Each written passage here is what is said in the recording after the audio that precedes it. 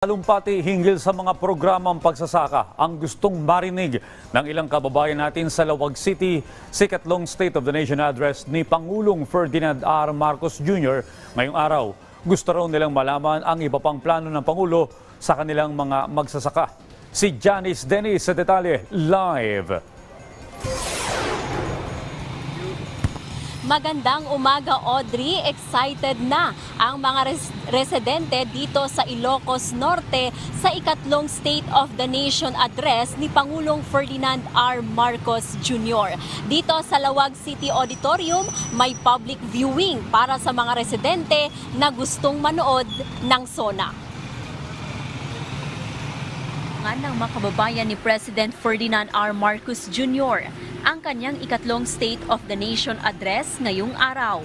Anila, gusto nilang marinig sa presidente ang naging programa at proyekto ng kanyang administrasyon at ang mga programa pang nais niyang ipatupad para sa ikauunlad ng mga mamamayan.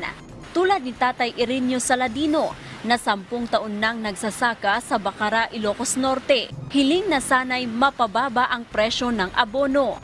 Anya, 2 beses kasing naglalagay ng pataba sa kanilang pananim, kung kaya't lugi sila dahil sa mataas na presyo nito. Medyo marigatam net ba si titag taltalon, may panggipiti abono, halangan da abono ma'am, dagiti tandan, dagiti agraep, kuno pagtrabahuem, kat nakanginginamet na sumursurot met iti pagkuan iti labor.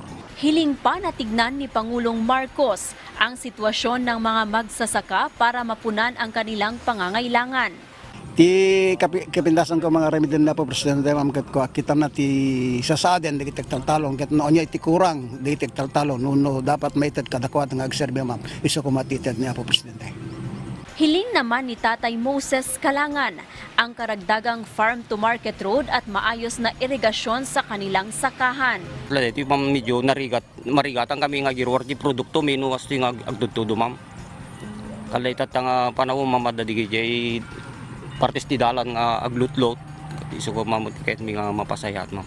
Samantala, ang mga manggagawa naman tulad ni Tatay Andres, hiling naman na maitaas ang kanyang sweldo.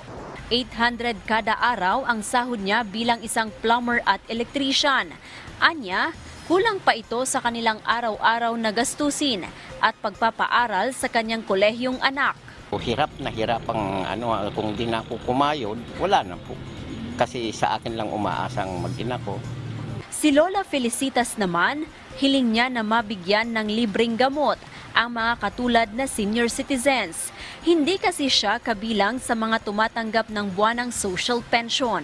No, kumama ipaay na detay ko na nga uray iso ko mamalati uray mi detay meted nga kaslaka detay dumamam nga pension nga uray basit lang no ko kumaagda. Inaasahan ng mga residente dito sa Ilocos Sur na magagawan ng paraan ni Pangulong Marcos Jr. ang lahat ng mga iba't ibang hamong hinaharap ng bansa. Mula dito sa Lawag, Ilocos Norte, ako si Janice Dennis ng PTV Cordillera para sa SONA 2024 sa Bagong Pilipinas.